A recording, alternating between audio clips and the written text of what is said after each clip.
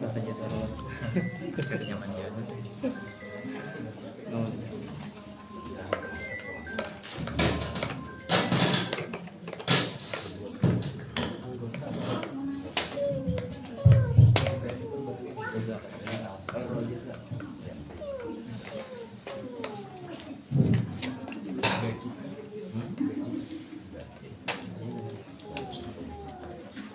Bismillah.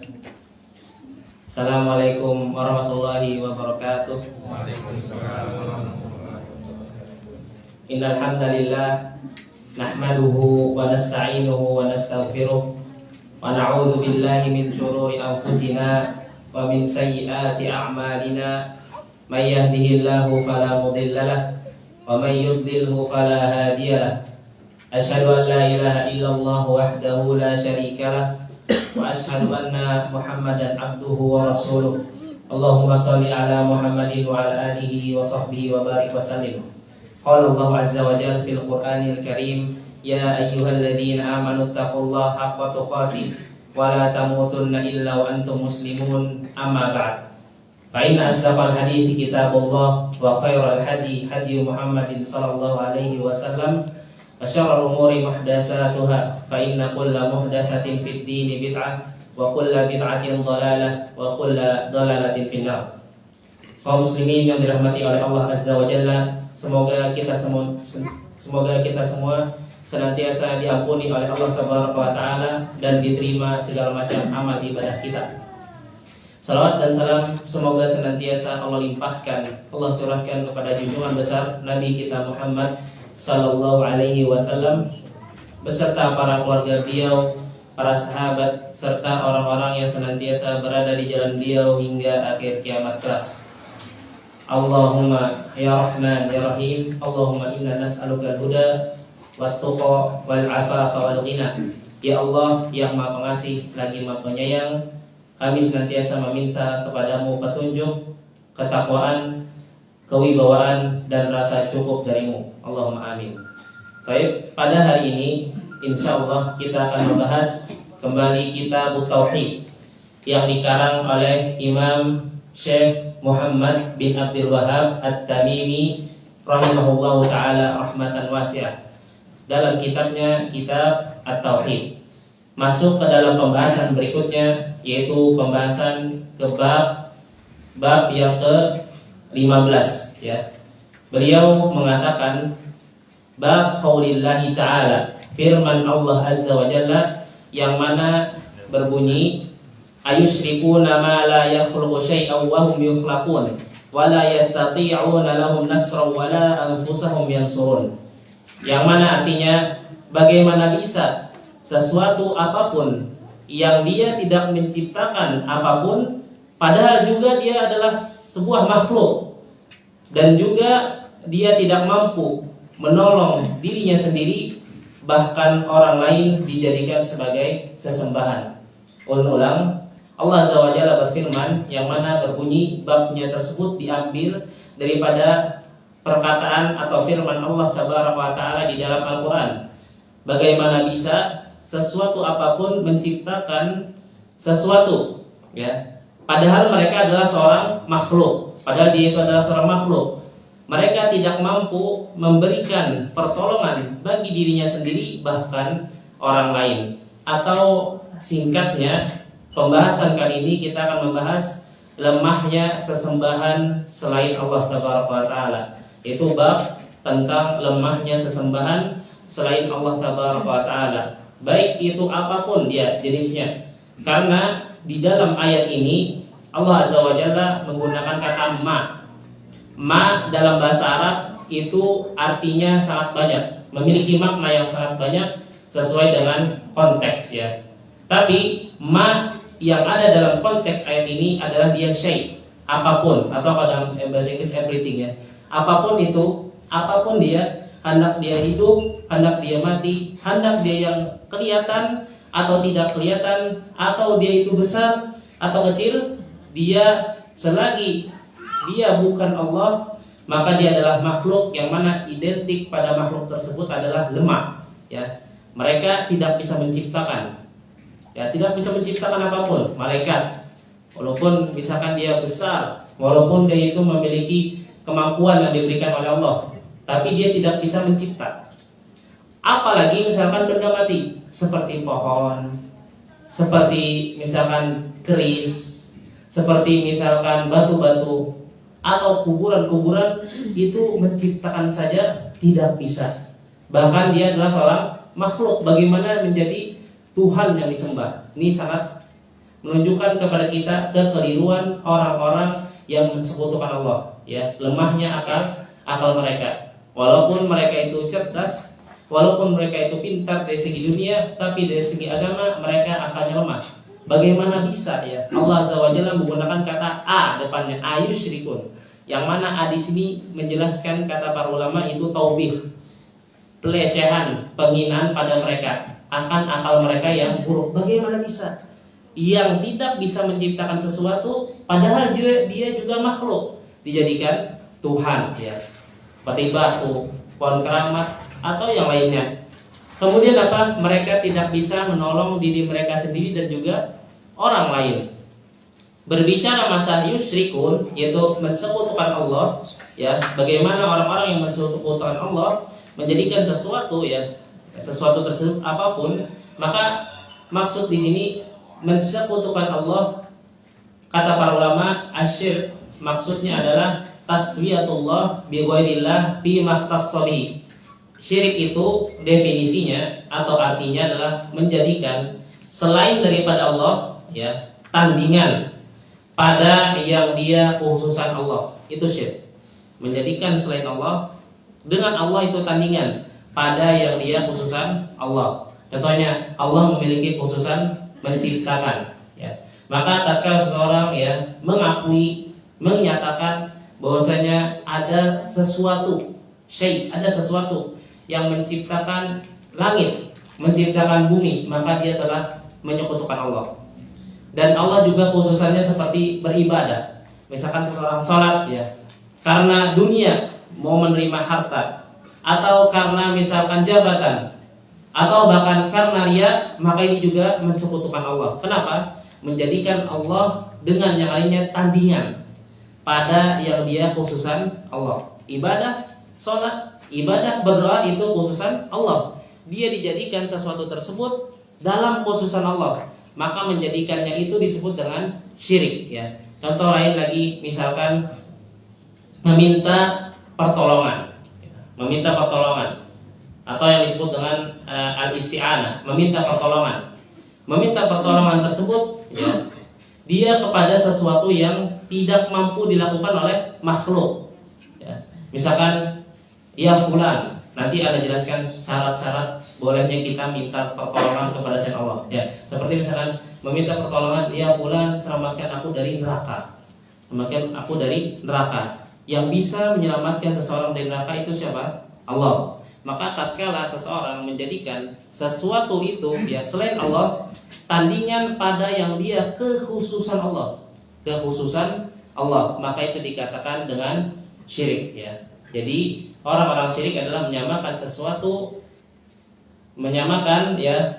selain Allah pada khususan Allah ya. Di sini di dalam ayat ini ya menjelaskan banyak sekali ya faedah atau pelajaran penting yang dapat diambil dari ayat ini.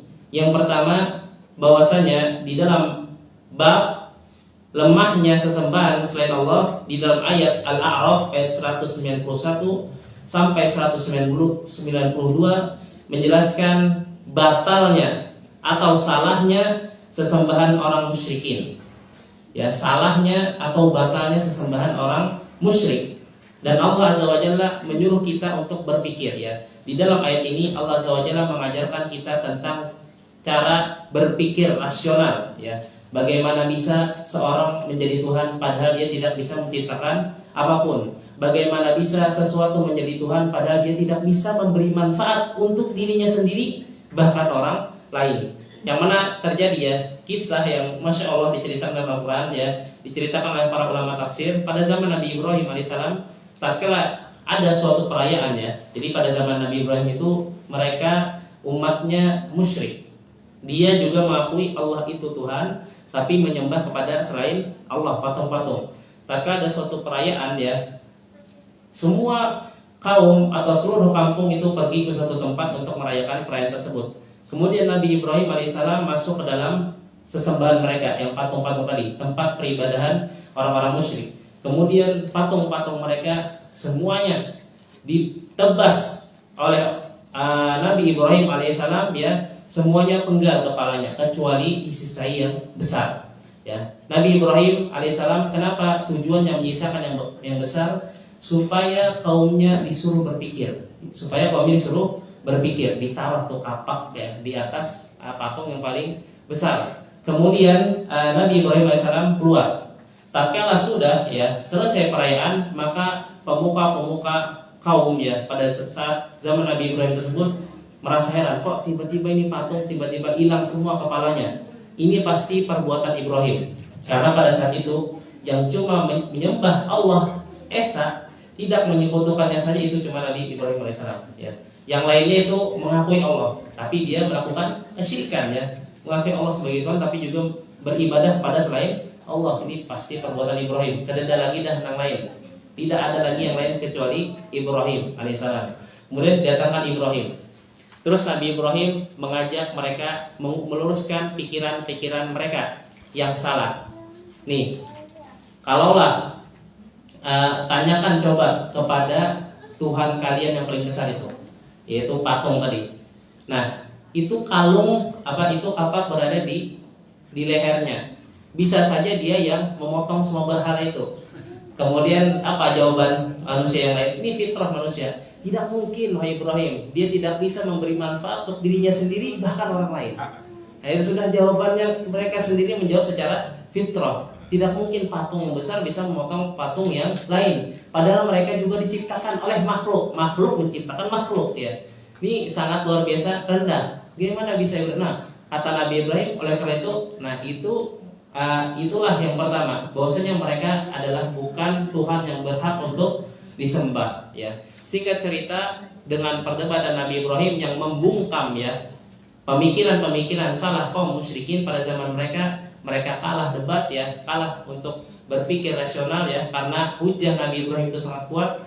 Singkat cerita, Nabi Ibrahim alaihissalam itu dibakar di api yang sangat membara. Akan tetapi Allah Azza wa Jalla menjadikan kun bardan wa salaman ala Ibrahim. Allah jadikan, Allah suruh api itu menjadi selamat dan juga dingin untuk Nabi Ibrahim. Bahkan terbakar sedikit pun kain bajunya tidak.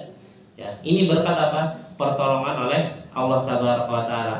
Ini menunjukkan bahwasanya sesuatu yang selain daripada Allah itu hakikatnya lemah. Hakikatnya lemah. Menciptakan saja tidak bisa, apalagi memberikan pengaruh ya untuk diri sendiri maupun orang lain ya. Yang mana dapat diambil kesimpulan dari ayat pertama ini bahwasanya yang kedua, sifat sesuatu yang berhak disembah, yang benar-benar bisa dan benar disembah itu adalah dia bisa menciptakan. Pemahaman terbaik dari ayat ini, dia bisa menciptakan dan dia mampu untuk memberi manfaat atau mudarat baik bagi dirinya sendiri ataupun orang lain. Itu hakikat sifat daripada Tuhan yang berhak disembah ya.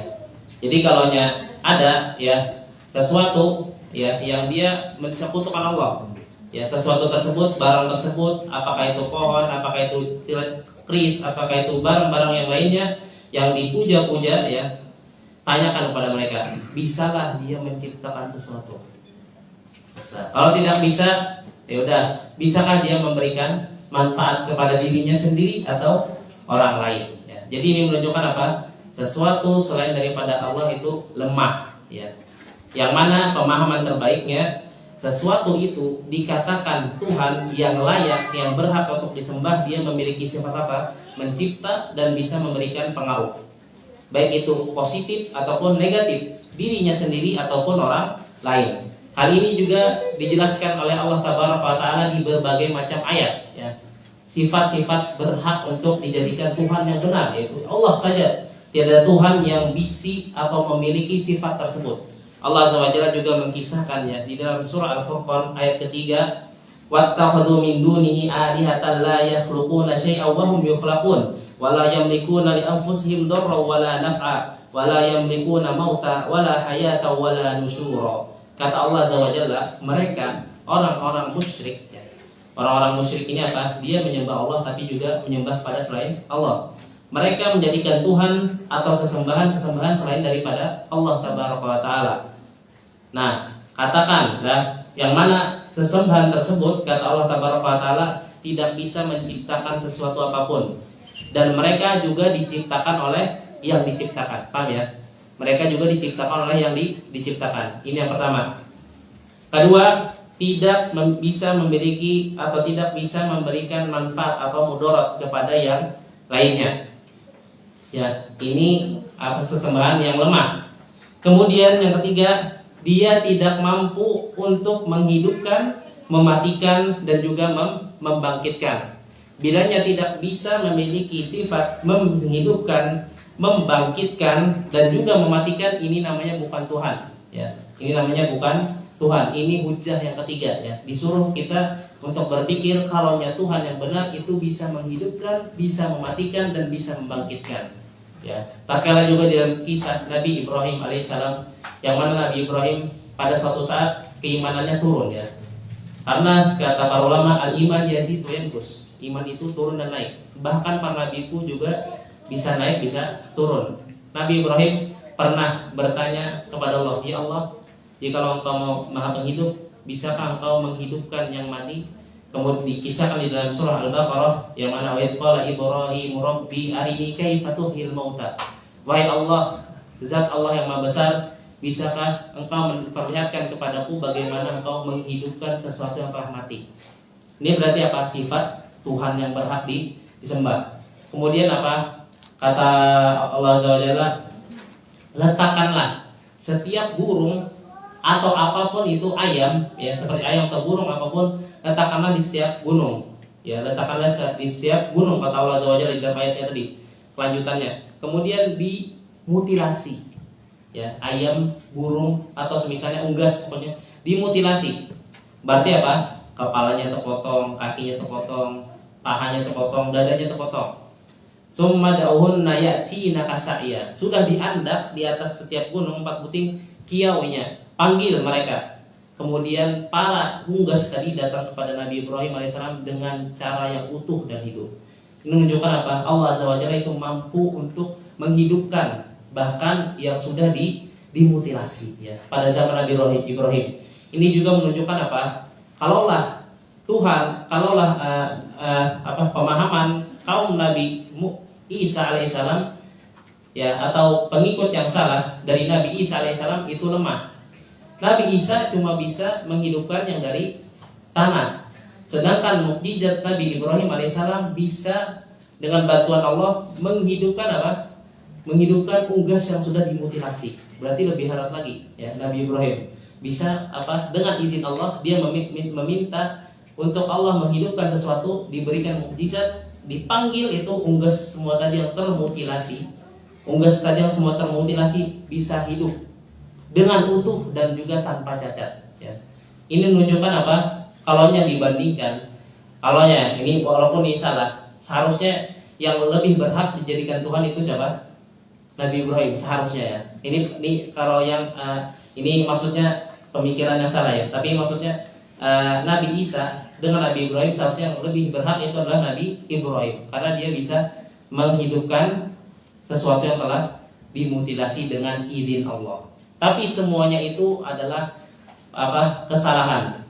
Kenapa? Karena yang berhak atau yang bisa menghidupkan, mematikan dan membangkitkan itu adalah Allah Tabaraka wa Ta'ala. Adapun Nabi Isa, Nabi Ibrahim itu cuma diberikan mukjizat oleh Allah Tabaraka wa Ta'ala, dan itu dengan izin Allah. Dan itu dengan izin Allah. Berarti apa? Sifat yang berhak bagi seseorang atau sesuatu yang berhak disembah, yaitu Allah Azza wa Jalla, yaitu Dia bisa menghidupkan, mematikan, dan juga membangkitkan. Nah, kalau hanya ada misalkan saudara kita atau misalkan kawan kita atau tetangga kita, dia misalkan menyembah pohon keramat, tanyakan kepada mereka, dengan pohon keramat ini bisa nggak dia menghidupkan ini ulun yang sudah mati? Nah, tanyakan, bisalah dia misalkan membangkitkan kucingku yang telah mati? Nah, ini tanyakan pada mereka. Secara fitrah mereka pasti mereka menolak, tidak bisa, tidak mungkin. Nah, kenapa pian jadikan Tuhan? Kenapa pian jadikan Tuhan? Ini bukti ketiga bahwasanya lemahnya sesuatu selain Allah Tabaraka wa Ta'ala. Lemahnya sesuatu selain Allah Tabaraka wa Ta'ala. Dalam arti kata, tidak ada Tuhan yang benar kecuali Allah. Tidak bisa menghidupkan, tidak bisa mematikan, tidak bisa membangkitkan. Ini yang ketiga. Kemudian yang keempat, ya, di antara sesuatu itu berhak dinyatakan Tuhan, berhak disembah dengan sesembahan yang benar, yaitu mengetahui perkara gaib. Mengetahui perkara gaib dan tidak pernah tertimpa musibah, tidak pernah tertimpa kerusakan. Ya, sebagaimana firman Allah Azza wa Jalla menyuruh Nabi Muhammad mengatakan kepada kaum-kaum musyrik. Kata Allah Azza wa Jalla, "Qul la amliku li nafsi naf'an wa la darran illa ma syaa Allah, walau kuntu a'lamul ghaiba lastakthartu minal khairi wa ma massani su, in ana illa nadhirun wa basyirun liqaumin yu'minun." Wahai Muhammad, katakan kepada mereka yang mensekutukan Allah, yang menyembah sesembahan selain Allah, Lata, Uzza wal Manna, atau menyembah lagi kuburan-kuburan atau pohon-pohon dan semisalnya, katakan kepada mereka, sesungguhnya aku sendiri seorang nabi, seorang yang dijamin masuk surga, seorang yang dia diampuni oleh Allah dosa-dosa yang lalu dan dosa yang datang. Tidak bisa, katakan kepada mereka, aku tidak bisa memberikan manfaat ataupun mudarat bagi diriku sendiri dan juga orang lain. Dan aku tidak mengetahui perkara gaib. Jika aku mengetahui perkara gaib, aku akan memperbanyak kebaikan. Kalau tahu besok meninggal, pasti dia memperbanyak kebaikan pada saat itu.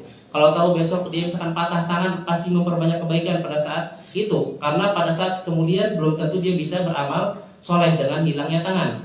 Atau misalkan kalaunya dia pada saat kemudian dia tahu bahwa dia sakit, pasti memperbanyak kebaikan tatkala belum sakit. Aku tidak tahu perkara gaib, kata Nabi SAW.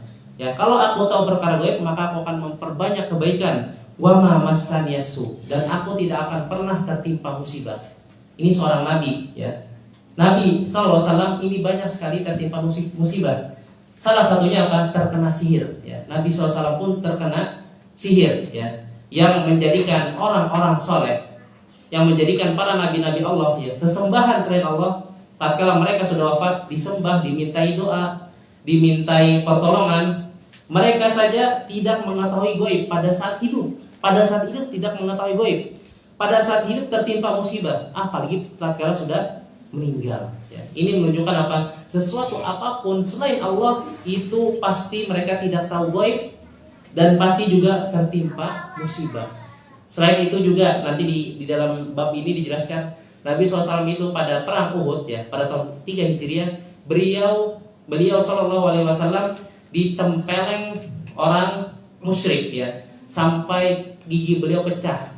Nah, ini menunjukkan apa? Kalaulah Nabi SAW atau orang-orang soleh itu berhak dijadikan Tuhan, kenapa pada waktu masa hidup beliau kena musibah? Ini sangat sesuatu yang tidak layak untuk dijadikan Tuhan, ya. Tidak mungkin Tuhan dapat musibah. Tidak mungkin Tuhan tidak mengetahui perkara gaib. Kalau Nabi SAW tahu perkara gaib, Nabi SAW tidak akan pernah berperang Uhud. Karena pada perang Uhud itu Nabi SAW kalah. Ya, asal mulanya Nabi SAW itu menang. Karena para sahabat pada mulanya taat kepada Nabi. Ya, yang mana disuruh dalam strategi perangnya itu 50 pemanah atau zaman sekarang itu 50 sniper. Ya, sniper ini sangat luar biasa kalau dalam peperangan, ya. Kalau dalam peperangan ini, masya Allah, dia bisa menghambat larinya musuh atau penyerangan musuh. Jadi disuruh oleh Nabi SAW berdiri atau menjaga sebuah bukit ya. Kalau sekarang kalau pian-pian yang pernah umroh disebut dengan Jabal Rumah ya. Di situ mereka semua berdiri 50 pemanah ya. Bahkan Khalid bin Walid pun orang yang ahli perang ya, pada saat dia musyrik gak bisa menembus pertahanan kaum muslimin ya. Dengan ada sniper atau pemanah 50 orang di atas gunung.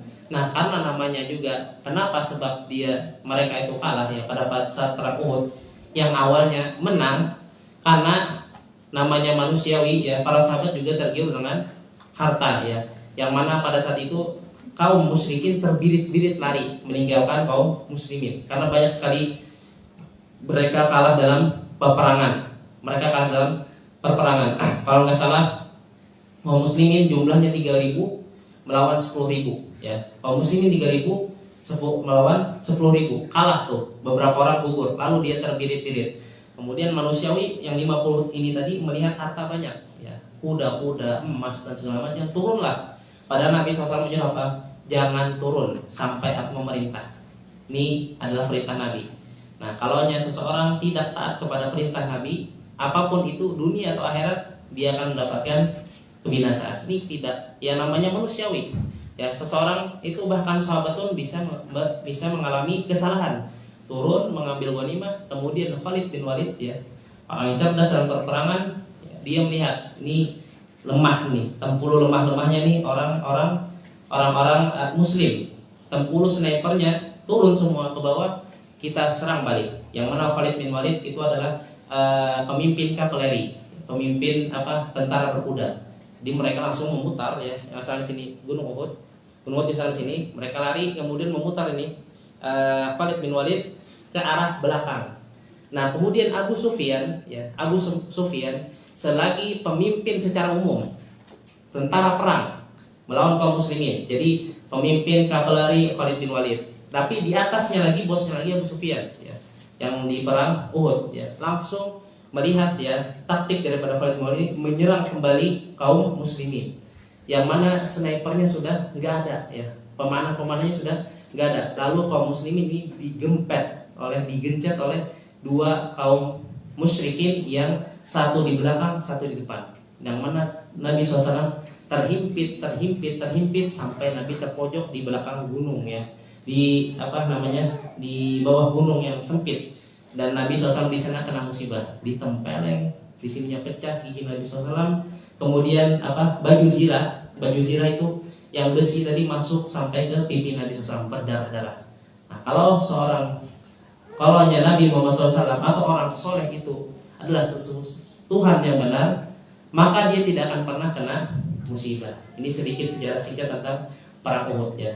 Ini menunjukkan bahwasanya sesembahan apapun selain Allah itu lemah. Ini yang ketiga ya. Kemudian yang keempat, Nabi lagi disuruh mengatakan di dalam surah Jin ayat 21 sampai 23. Qul inni la amliku lakum darra wa la rasyada. Qul inni la yujirani minallahi ahadu wa lan ajida min dunihi multahada illa balagha minallahi wa risalati. Wahai Muhammad, katakan lagi kepada orang-orang musyrik, disuruh mengatakan lagi, aku tidak mampu memberikan manfaat dan juga mudarat kepada diriku dan juga kalian.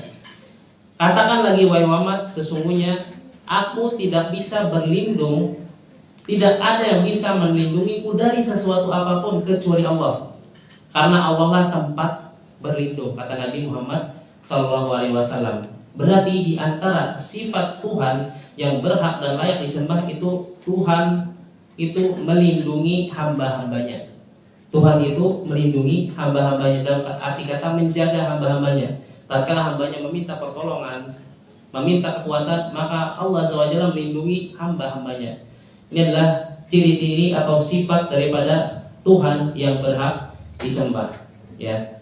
Bahkan orang-orang yang dahulu, orang-orang soleh yang dijadikan Tuhan oleh orang-orang kaum musyrikin, ya, dijadikan patungkah dia, dijadikan disembah di kuburannya kah dia, ya. Meminta pertolongan, ya, dalam dalil meminta pertolongan, ya. Dalam bentuk apapun, ya, dia dijadikan seperti Tuhan, ya. dalam kekhususan Allah, dimintai doa, meminta pertolongan dan semisalnya, ya, dia pada hakikatnya tidak bisa melindungi. Bahkan pada hari kiamat mereka berlepas diri dari penyembah-penyembah mereka. Mereka semua berlepas diri dari penyembah-penyembah mereka. Misalkan ada seorang wali atau seorang fulan yang misalkan memiliki karomah, mukjizat atau semisalnya, ya, karena dia sangat taat kepada Allah, misalkan, ya, sangat taat kepada Allah dan karomah Allah itu ada, ya, tapi diberikan kepada orang-orang yang dia sesuai dengan syariat, beramal dan luar biasa menjaga amalan-amalan kepada Allah. Misalkan dia di dunia diberikan karomah oleh Allah Taala, ya, diberikan karomah.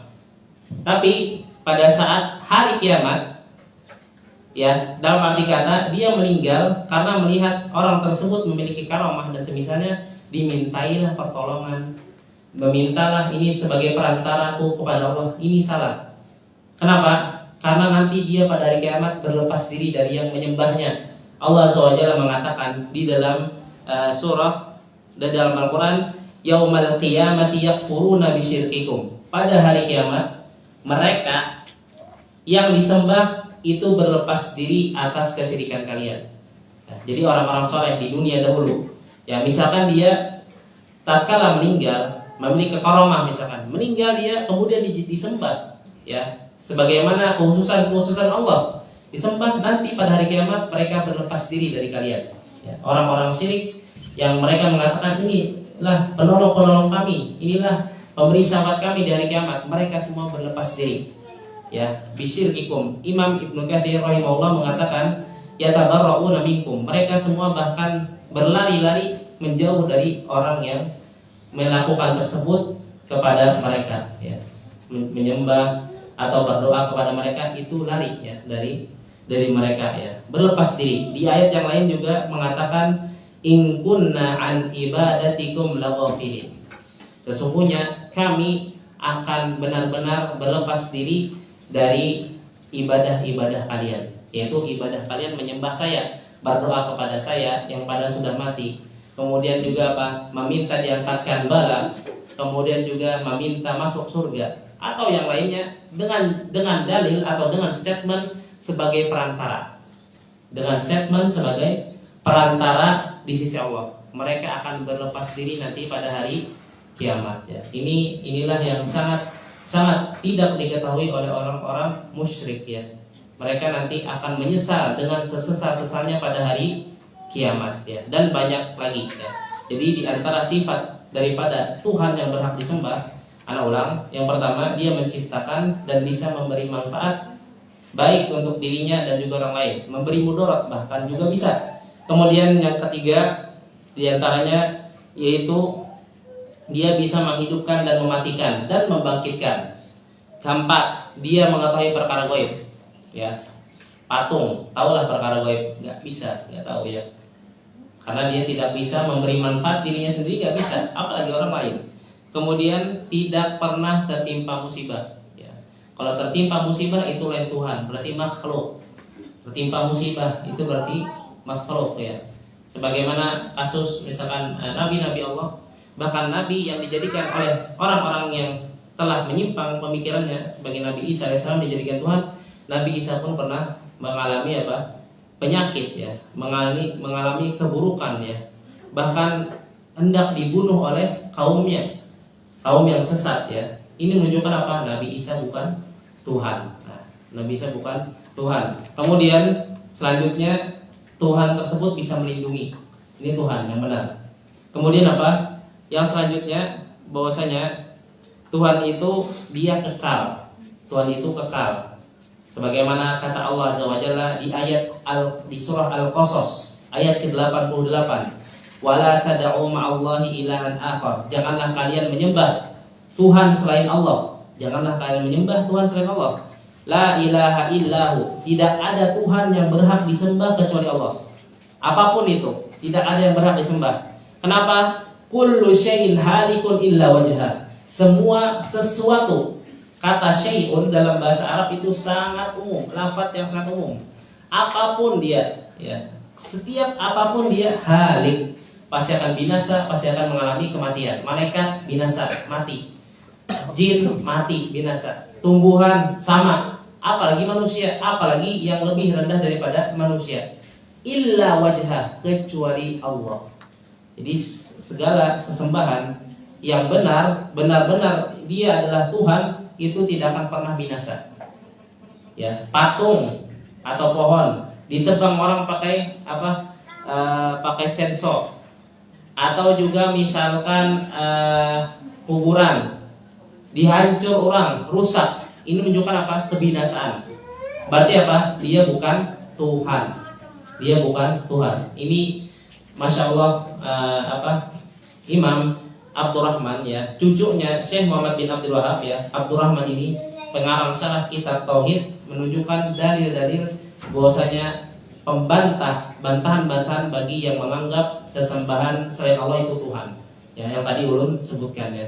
Jadi kalau dia tidak memiliki sifat-sifat di antara itu ya, maka dia bukan Tuhan, apalagi tidak memiliki semuanya. Maka dia pasti bukanlah Tuhan yang berhak disembah. Baik. Kaum muslimin yang dirahmati oleh Allah Taala.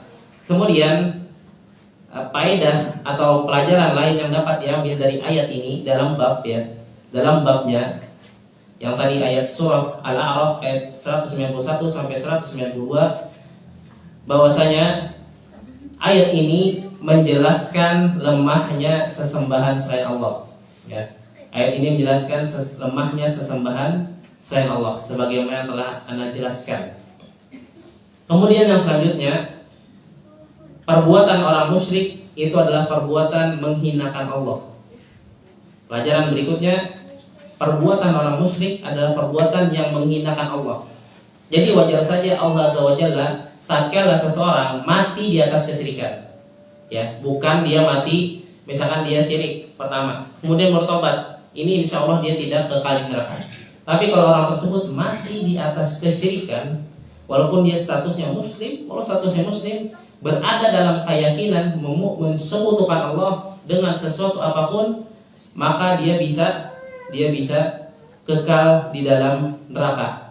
Kenapa alasannya? Karena dia melecehkan Allah, melecehkan Allah Taala. Kok bisa melecehkan Allah? Allah yang maha menciptakan, Allah yang maha menghidupkan, Allah yang maha melindungi, Allah yang tidak pernah kena musibah, Allah yang maha menjaga, membangkitkan, menghidupkan. Masa disetarakan dengan benda yang tidak bisa melakukan hal tersebut? Masa disetarakan dengan benda atau sesuatu yang tidak bisa melakukan hal tersebut? Menghidupkan kada bisa, malaikat sekalipun kada bisa menghidupkan. Kemudian apa? Melindungi, nggak akan ada yang bisa melindungi kecuali Allah ya. Bahkan malaikat pun tidak bisa melindungi dirinya sendiri. Kalaulah malaikat pada saat tersebut, misalkan ya, waktu ajalnya sampai tiba, malaikat tersebut tidak bisa berkutik di hadapan Allah. Ya sudah, dia juga halik, dia juga binasa. Jin bahkan, iblis sekalipun, tatkala datang hari kiamat, dia datang kepadanya waktu ajalnya, tidak bisa berhindar dari musibah mara bahaya tersebut. Ini menunjukkan apa? Bahwasanya perbuatan kaum musyrik, alasan kenapa Allah wajar saja mengkekalkan dia di dalam neraka ya, karena mereka menghinakan Allah dengan sehina-hinanya. Allah Maha Pencipta disamakan dengan yang tidak bisa mencipta dan yang semisalnya. Sebagaimana Allah Azza wa Jalla mengatakan, innallaha la yaghfiru an yushraka bihi wa yaghfiru ma duna dzalika liman yasha. Sesungguhnya Allah tidak mengampuni dosa kesyirikan. Para ulama menjelaskan maksud dosa kesyirikan tersebut, kata mereka, mati di atas kesyirikan. Ya, kalau yang bertobat, minta ampun kepada Allah, insya Allah dia termasuk penghuni surga. Ya. Kemudian apa? Wa yaghfiru ma duna dzalika liman yasha. Allah mengampuni dosa selain syirik. Selagi dia ahlu tauhid, tidak pernah mensekutukan Allah, itu adalah kunci terbesar dia masuk surga. Ya, kunci terbesar dia masuk surga, yaitu orang-orang yang bertauhid, tidak pernah mensekutukan Allah. Dan bahkan di riwayat yang lain, Mu'ad bin Jabal pernah bertanya pada Nabi SAW, ya Rasulullah, dullani ala amal. Wahai Rasul SAW, tunjukkan aku pada sebuah amal yang memudahkanku masuk surga dan menjauhkanku dari neraka. Kata Nabi SAW, la tusyriku billahi syai'a. Janganlah engkau mensekutukan Allah dengan sesuatu apapun. Dalam artinya apa? Berarti orang tersebut harus bertauhid di masa hidupnya, pasti masuk surga. Kemudian di ayat yang lain, inna harrama 'alan nar man yusyriku billah. Dalam hadis sesungguhnya Allah inna Allah harrama 'alal jannah 'ala man yusyriku billah. Sesungguhnya Allah mengharamkan surga bagi orang-orang yang mensekutukan Allah. Ya. Mengharamkan itu berarti apa? Tidak akan bisa masuk surga. Di dalam arti kata, tatkala seseorang mati di atas kesyirikan. Ini luar biasa dahsyat ya, perkara syirik ya. Dan Allah pun juga mengajak kita untuk berpikir secara cerdas dengan logika. Nggak usah pakai ayat Quran. Ini adalah salah satu cara kita untuk mengajak atau meluruskan orang-orang yang dia menyembah selain daripada Allah. Bisa menciptakan nggak? Bisa memberi manfaat nggak? Melindungi biarkah? Dan semisalnya. Baik. Kemudian penulis rahimahullah taala ya membawakan lemahnya sesembahan selain Allah ya, membawakan ayat pertama yang mendukung daripada statement beliau bahwasanya selain Allah itu lemah. Selain Allah itu tidak berhak untuk menjadi Tuhan ya. Dalil yang pertama, beliau membawakan di dalam surah Fatir ayat ke-13. Fatir ayat ke-13. Walladzina tad'una min dunihi ma yamliquna min kitmir. Dan sesuatu yang mereka sembah atau mereka berdoa kepadanya selain Allah tidak bisa berkuasa atas apapun walau dengan kitmir. Walau dengan kitmir.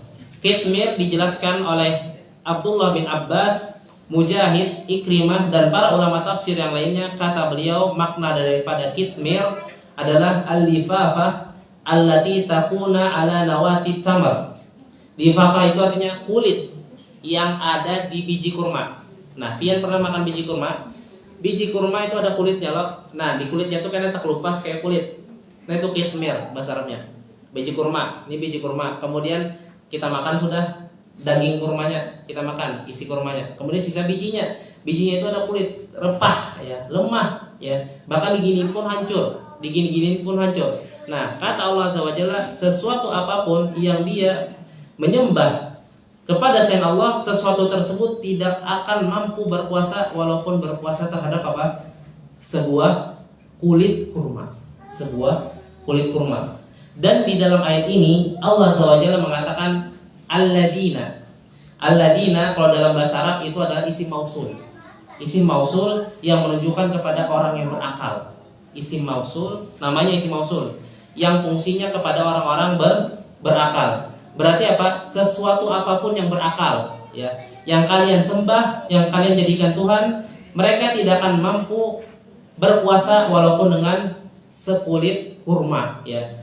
Nabi, malaikat, memiliki akal, jin, atau bahkan manusia yang misalkan dikatakan wali sekalipun, mereka tidak akan bisa mampu sedikit pun untuk apa? Walau sekecil atau setipis kulit kurma. Beri pendengaran kulit kurma tersebut, beri penghidupan, beri kematian, beri manfaat, tidak akan bisa kecuali siapa? Kecuali Allah.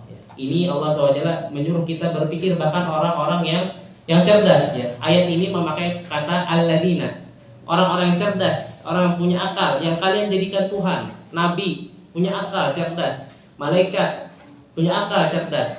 Jin itu juga punya akal ya. Kemudian apa? Manusia yang dikatakan wali pun kalian jadikan itu Tuhan atau sesembahan selain Allah. Coba kuasa dia atas apa? Sekulit kurma yang tipis tuh. Biji kurma punya kulit, coba hidupkan, bergerak. Coba bisakan dia berpandel, coba bisakan dia terbang, gak akan bisa kecuali Allah. Ini menunjukkan apa? Yang berakal saja tidak bisa melakukan demikian, apalagi benda mati. Berakal nggak bisa. Batu magine kan suruh batu, pohon, kemudian berhala, atau misalkan lagi tanah, atau misalkan lagi baju atau hal-hal keramat lainnya, nggak akan pernah bisa. Ini menunjukkan apa? Hubungan ayat ini dengan bahwasanya sesuatu apapun lemah di sisi Allah. Sesuatu apapun lemah di sisi Allah. Dalam arti kata apa? Sesuatu tersebut tidak layak dan tidak pantas untuk dijadikan Tuhan yang benar. Yang benar adalah Allah. Ini adalah dalil-dalil akli, dalil-dalil secara rasio, bahwasanya Tuhan selain Allah itu nol, ya, tidak bisa bersifat seperti Tuhan yang layak untuk disembah, ya. Yang patung, tumbuhan atau misalkan orang itu tidak sah dijadikan Tuhan. Ya, ini jadi cara-cara meluruskan apa? Pemahaman mereka yang keliru. Ajak mereka untuk berpikir sebagaimana metode Al-Qur'an. Disuruh orang-orang yang mensekutukan Allah atau bahkan bertuhan kepada selain Allah untuk berpikir, ya, untuk berpikir. Kalau misalkan juga Nabi Isa, ya, atau Nabi Adam sekalipun yang diciptakan langsung dari tangan Allah itu bisa meninggal, ya. Berarti apa? Mereka tidak cocok untuk dikatakan Tuhan. Mereka tidak cocok untuk dikatakan Tuhan. Paham ya? Baik, kita lanjutkan.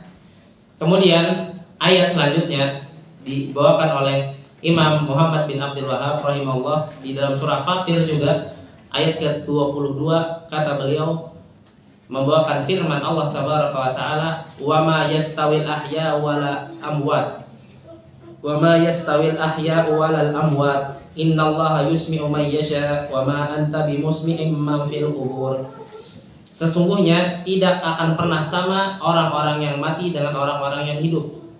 Tidak akan pernah sama orang-orang yang mati dan dengan orang yang hidup. Sesungguhnya Allah memberikan pendengaran bagi siapa saja yang Dia kehendaki. Allah memberikan pendengaran bagi siapa saja yang Dia kehendaki. Allah memberikan kita pendengaran, memberikan makhluk yang lain pendengaran, hewan-hewan. Kemudian juga bahkan malaikat dan semisalnya diberikan Allah pendengaran. Ya, bagi siapa yang Allah kehendaki.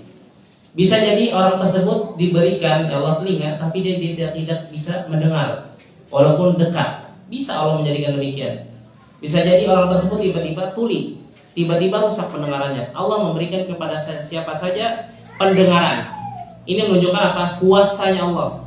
Ini menunjukkan apa? Allah itu berhak, Allah itu sebenar-benarnya Tuhan, ya. Bisa memberikan pendengaran, ya. Wa ma anta bimusmi'im man fil qubur. Dan wahai engkau Muhammad, engkau tidak bisa memberikan pendengaran orang-orang yang ada dalam kubur. Dalam arti kata, orang-orang yang mayat, ya, mayat tidak bisa mendengar, ya. Tidak bisa mendengar dengan perantara siapa? Nabi Muhammad. Nabi Muhammad tidak bisa memberikan pendengaran bagi orang-orang mati. Ini menunjukkan apa? Orang-orang soleh, bahkan para nabi sekalipun bukan Tuhan, ya, bukan Tuhan yang berhak disembah. Allah Azza wa Jalla bisa memberikan apa? Pendengaran bagi orang yang meninggal, bisa. Contohnya apa? Allah Azza wa Jalla menghidupkan orang yang dibunuh pada zaman Nabi Musa alaihissalam, ya, orang yang dibunuh pada zaman Nabi Musa alaihissalam. Nabi Musa alaihissalam ingin membungkam orang yang membunuh korban tersebut. Dia meminta kepada Allah untuk dihidupkan mayat tadi. Untuk apa? Dijadikan siapa sih yang menjadi pembunuh daripada dia? Yang dijelaskan di dalam surah Al-Baqarah, yaitu Allah SWT memerintahkan kaum Yahud, ya, yang ma'ruf ini kisahnya, menyuruh kaum Yahudi untuk menyembelih seekor sapi, ya. Menyembelih seekor sapi untuk dijadikan apa? Wasilah atau sarana membangkitkan mayat hidup. Jadi di sana para ulama tafsir menjelaskan, jadi sapi tersebut disembelih, diambil dari buntutnya, kemudian dihambatakan, jadi dicambukkan kepada mayat tersebut, kemudian hidup. Nah, pada saat itu hiduplah seorang mayat, ya. Dengan apa? Dengan izin Allah, ya. Allah bisa membuat hidup. Berarti kalau hidup itu berarti secara otomatis dia bisa mendengar. Lebih hebat orang yang menghidupkan daripada memberi pendengaran. Karena orang yang menghidupkan bisa mendengar dia, bisa berbicara dia, bisa melihat dia, dibandingkan orang yang bisa cuma memberikan pendengaran. Allah menghidupkan orang yang meninggal pada zaman Nabi Musa. Banyak contohnya. Nabi Ibrahim tadi menghidupkan apa? Hewan yang dimutilasi. Pada zaman Nabi Isa apa? Tanah dijadikan burung bisa terbang, bisa hidup. Itu kehendak Allah. Inilah yang sebenar-benar Tuhan yang berhak disembah, Allah Azza wa Jalla. Tidak ada Tuhan yang berhak disembah kecuali dirinya. Ini orang soleh, orang nabi, dijamin masuk surga, diampuni dosa-dosanya, tidak pernah melakukan dosa besar, maksum kata para ulama, dan sepakat para ulama Nabi SAW tidak pernah melakukan dosa besar. Makan riba nggak pernah, berzina nggak pernah, membunuh nggak pernah dosa besar. Bahkan syirik sekalipun waktu kecilnya Allah SWT menjaga beliau. Ya, Nabi SAW menyukai dinan hanif, yaitu agama yang lurus, agama Nabi Ibrahim. Jadi pada saat di Mekah tersebut ajaran Nabi Ibrahim masih ada. Ya, yang mana ajaran untuk menyembah kepada Allah saja, tidak menyekutukan dengan sesuatu apapun. Ini yang dianut oleh Nabi Muhammad. Tidak melakukan kesyirikan, ya, tidak melakukan pembunuhan, dijamin maksum, ya. Tapi apa? Tidak bisa memberikan pendengaran bagi mayat. Berarti apa? Nabi saja tidak bisa, apalagi orang soleh, apalagi sekelas wali. Ya. Ini menunjukkan apa? Batalnya persaksian mereka, batalnya statement mereka bahwasanya selain Allah itu bisa dijadikan Tuhan sesembahan. Baik.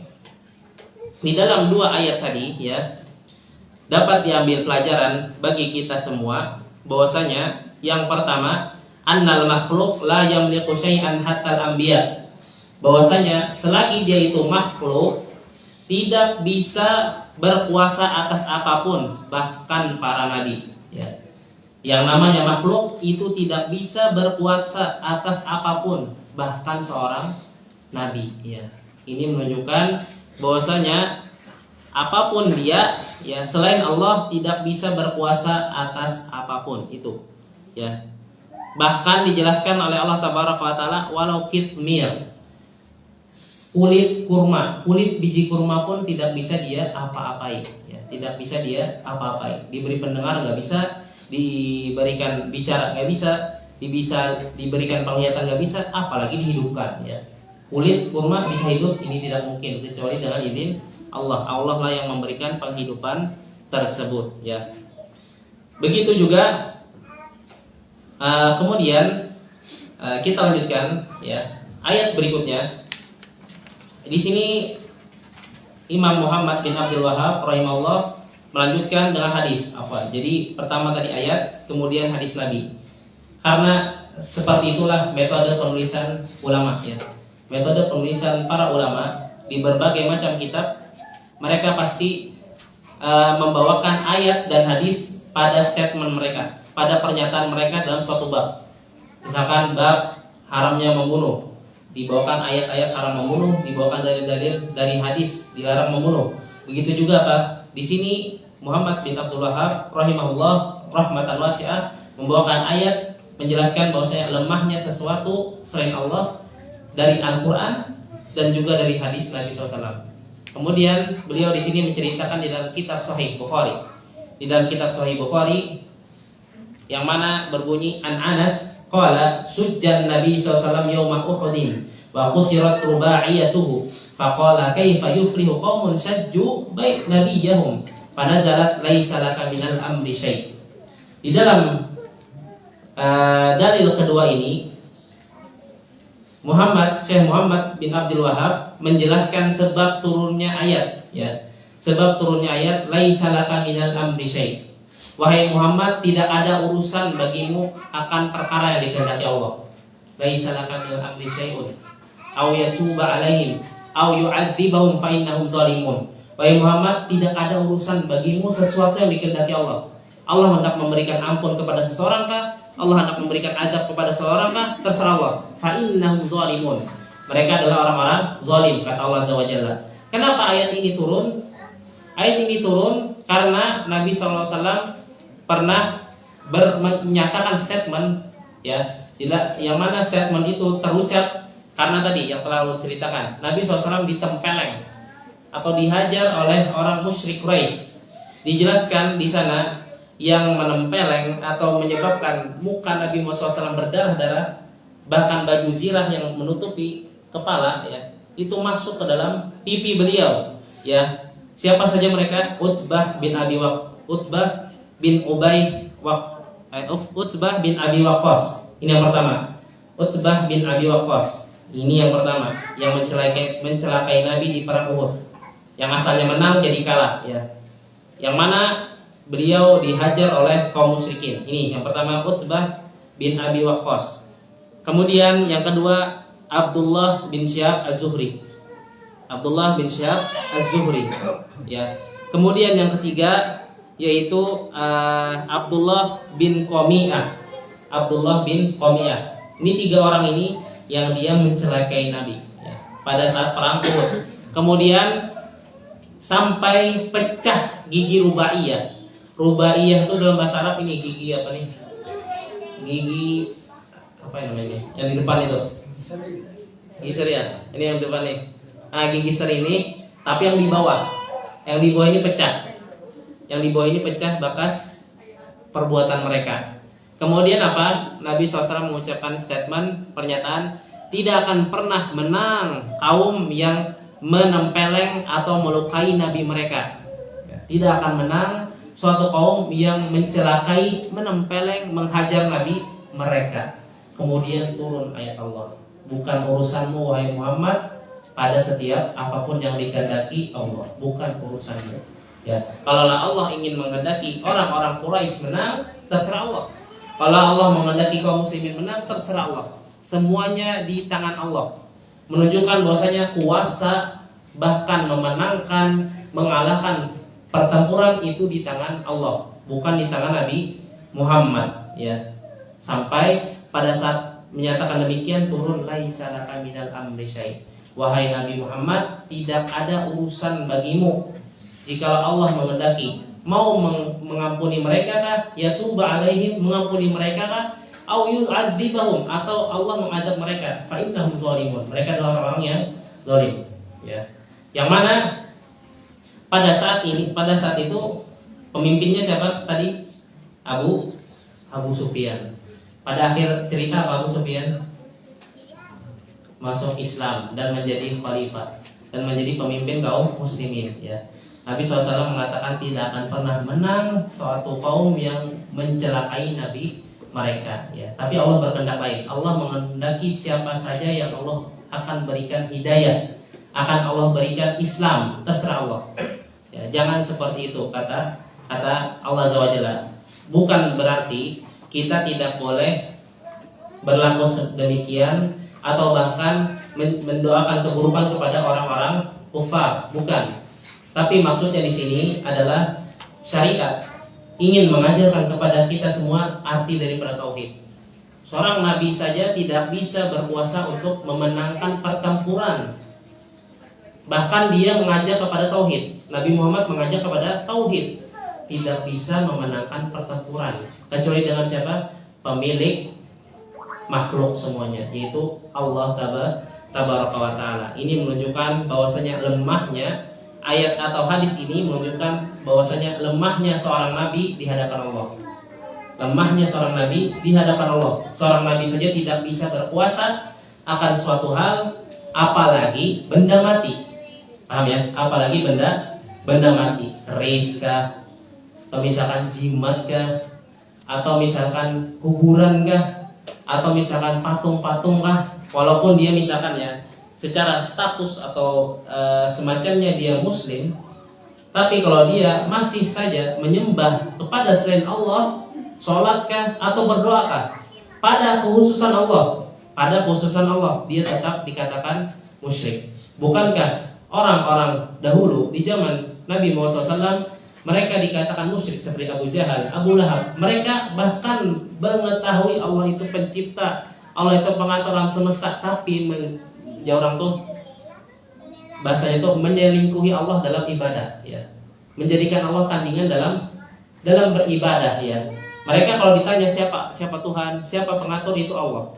Ya Muhammad, wala in sa'atahum man khalaqas samawati wal arda yaqulun Allah. Wahai Muhammad, katakan kepada orang-orang musyrik, siapa yang menciptakan langit dan bumi? Mereka pasti jawaban mereka satu, Allah. Jawaban mereka pasti satu, Allah semuanya. Tapi apa? Mereka mensekutukan Allah dalam aspek ibadah, ya, dalam aspek ibadah. Berdoa kepada Lata, Uzza, menyembah kepada mereka. Tapi pada saat apa? Pada saat mereka fi syiddah, mereka dalam keadaan genting, mereka kembali berdoa kepada Allah, ya.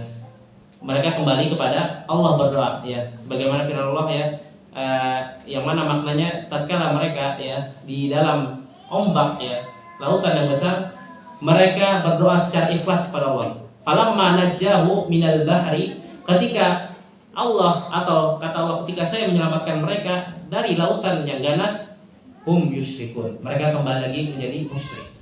Ini orang-orang musyrik terdahulu. Kalau zaman kita ini lebih parah. Fisiddah warrafa, dalam keadaan susah, dalam keadaan genting masih meminta kepada, nah itulah, masih meminta kepada selain Allah. Jangan meminta kepada wali-wali yang telah mati. Padahal tadi apa? Hujjah secara rasionalnya dia tidak mampu untuk melakukan apapun. Apalagi dimintai pertolongan, apalagi dimintai masuk surga, apalagi dimintai dijauhi dari neraka ya. Orang-orang musyrik terdahulu kalau diituin ya, dibandingkan kemusyrikan mereka lebih ringan. Karena apa? Mereka masih menyembah Allah dalam keadaan syiddah, dalam keadaan sempit genting. Kalau sekarang mau genting kah, mau lapang kah, mau sempit kah, tetap kepada tetap kepada hal-hal selain Allah, misalkan kepada keramat, kepada jin, kepada keris, kepada kuburan dan semisal. Ini sangat membahayakan akidah mereka ya. Ini sangat membahayakan akidah mereka. Ini pentingnya kita belajar tauhid. Dari hadis tadi ya, banyak sekali diambil kesimpulan ya. Banyak sekali diambil kesimpulan. Pertama, bahwasanya seorang nabi itu tidak terjaga dari yang namanya musibah. Seorang nabi tidak terjaga dari yang namanya musibah. Siapapun nabinya pasti pernah diuji Allah, pasti diberikan Allah musibah ya. Nabi Ibrahim saja dia diberikan musibah sangat lama. Salah satunya musibahnya tidak mempunyai anak sampai umur 80 tahunan ya, diceritakan oleh ulama tafsir. Sampai 80 tahunan barulah memiliki anak ya, dari istri keduanya yaitu Hajar ya. Dia memiliki anak yang namanya Ismail. Kemudian dari istri pertamanya yaitu Ishak. Berapa tahun? 83 tahun. Lawas benar. Musibah. Nabi Yakub alaihissalam dia juga diberikan musibah. Apa musibahnya? Penyakit kulit selama 8 tahun. Sampai bini Sidin, anak Sidin meninggalkan Sidin. Kayak apa tuh? Sebatang kara, penyakitan, miskin pulang. Kayak apa? Itu musibah yang sangat luar biasa. 8 tahun ya. 8 tahun. Nabi Yunus alaihissalam juga diberi musibah, ditelan oleh ikan yang sangat besar. Wallahu alam apakah itu paus atau semisal, intinya ikan yang sangat besar.